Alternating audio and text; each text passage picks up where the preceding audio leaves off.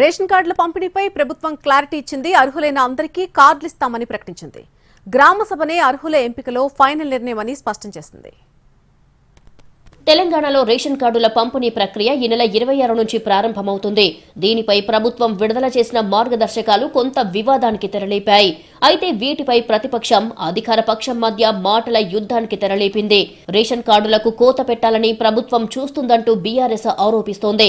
10 ఏళ్లు అధికారంలో ఉన్న బీఆర్ఎస్ ఎందుకు రేషన్ కార్డులు ఇవ్వలేదంటూ అర్హత కలిగిన వారందరికీ కార్డులు ఇచ్చే బాధ్యత ఇందిరమ్మ ప్రభుత్వానిదని మంత్రులు కౌంటర్ ఇస్తున్నారు.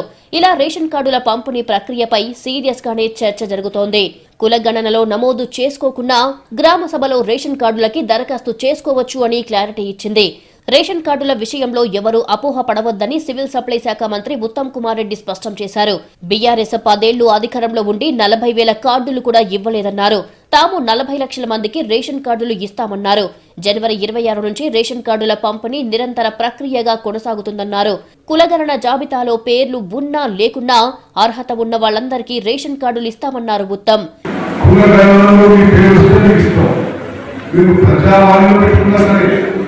ప్రజాపాలన పెట్టుకున్నారని సరే, తెలంగాణ రాష్ట్రంలో అర్హత ఉన్న చివరి వ్యక్తికి రేషన్ కార్డు వచ్చే వరకు ఈ ప్రక్రియ కొనసాగుతుందని చెప్పి మనం చెప్తున్నా.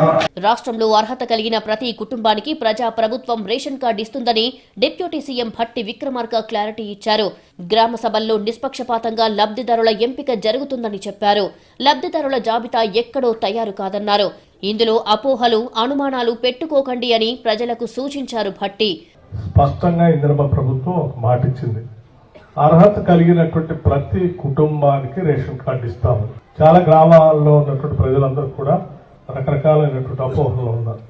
ఏదో ఆ లిస్టు తయారైంది, ఈ లిస్టు తయారు, ఏ లిస్టు తయారు కాలేదు.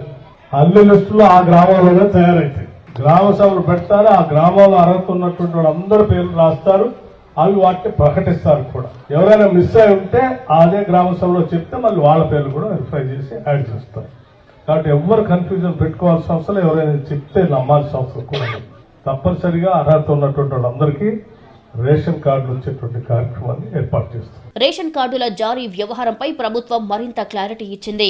పాత రేషన్ కార్డులు ఉన్నవారికి అదనంగా కుటుంబ సభ్యులను చేర్చే వెసులుబాటును కూడా కల్పిస్తున్నట్లు ప్రభుత్వం ప్రకటించింది.